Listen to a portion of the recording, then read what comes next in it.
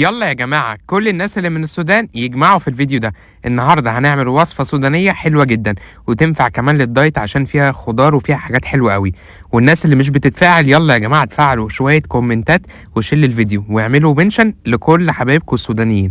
معاكم الشيف أبانوب، ويلا نقول المقادير. عندي بصل وطماطم وليمون وفلفل أخضر وكمان زبدة فول السوداني. أول حاجة دي زبدة فول السوداني، عندي بقى عايز معلقة حلوة كبيرة كده. الفيديو بتاع زبدة الفول السوداني هتلاقوه على الصفحة، الناس اللي عايزة تعمله. طب لو انتوا مش هتعملوه او مكسلين تعملوه، ممكن تشتروا علبة زبدة فول سوداني بس ما يكونش فيها سكر او عسل. هنزل عليها برشة من الملح ورشة من الشطة، وعندي بقى نص ليمونة حلوة علشان انزلها على ايه، على زبدة الفول السوداني. لو عرفتوا اسم الوصفة اكتبوا لي في الكومنتات. هي اسمها سلطة ايه بقى؟ يلا اكتبوا لي وقولوا لي انتوا من محافظة ايه او بلد ايه، وقولوا لي كمان اشهر اكل عندكم، علشان زي ما النهارده هنعمل حاجة من المطبخ السوداني، ممكن بقى فيديو جاي نعمله من المطبخ السوري، المطبخ اللبناني، زي ما انتوا عاوزين.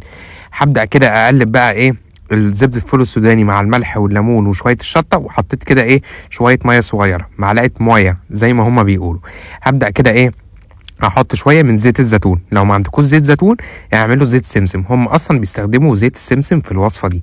هبدا كده ادي بقى تقليبه، هو ده الدريسنج بتاع السلطه، واسيب بقى الدريسنج ده على جنب، وابدا بقى اخد الخضار بتاعي سهل قوي، وممكن اضيف عليه شويه حاجات كمان. عندي بقى ايه بصلايه مقطعها كده مكعبات صغيره خالص، شايفين يا جماعه متقطعه صغير خالص ازاي.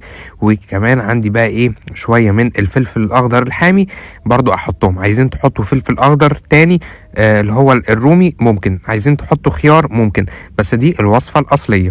وبعد كده هاخد برضو طماطم، بصوا مقطعها برضو مكعبات صغيره خالص. هبدا كده حطيت البصل على الطماطم على الفلفل، هبدا ادي تقليبه زي ما قلت لكم، ممكن تضيفوا شويه خضار تاني زي ما انتوا عاوزين. هبدا كده ادي بقى التقليبه، ويلا بقى بينا ننزل بايه، ننزل بالدجوه. ايوه هي اسمها كده سلطه الدجوه. حد عارفها؟ طب حد كلها قبل كده؟ قولوا لي يلا نتناقش سوا. هنزل بقى ايه بالزبدة الفول السوداني اللي انا حطيت لها رشه من الملح والشطه والليمون وشويه الميه، وابدا اقلب، وكده يبقى انا عملت اسهل سلطه دجوه. في بقى ناس ممكن تعمل ايه، تحط العيش، تقطع عيش مكعبات وتحطهم بقى على طول مع بعض كده ويقلبوا سوا. دي ممكن تتاكل كده على طول، وممكن بقى ايه انا عملت لها شويه عيش كده ايه عيش محمص، وانتم ممكن تاكلوها بتوست او ممكن تاكلوها بعيش بني. بصوا زي ما انتوا عاوزين، هي حاجه كده فيها كل حاجه متكامله، فيها السوداني وفيها كمان الخضار وفيها شويه من الزيت وفيها رشه ملح، يعني حاجه سهله جدا. هزينها بشويه من زيت الزيتون، وزي ما قلت لكم لو معاكم زيت سمسم حطوا، ومكعب كده عيش يكون متحمص. وكده عملت اسهل سلطه دجوه، هتعجبكم جدا، مفيده جدا. لو انتوا عاملين دايت ممكن تاكلوا منها، يعني ايه مش حارمكم من حاجه. يلا بقى بينا ندوق السلطه دي واقول لكم رايي فيها.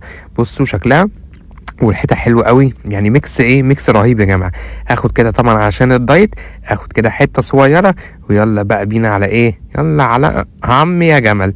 بجد حلو قوي، جربوها، تنفع معاكم للغدا على فكره، تحطوا فيها عيش وتنفع للغدا. كان معاكم الشيف أبانوب.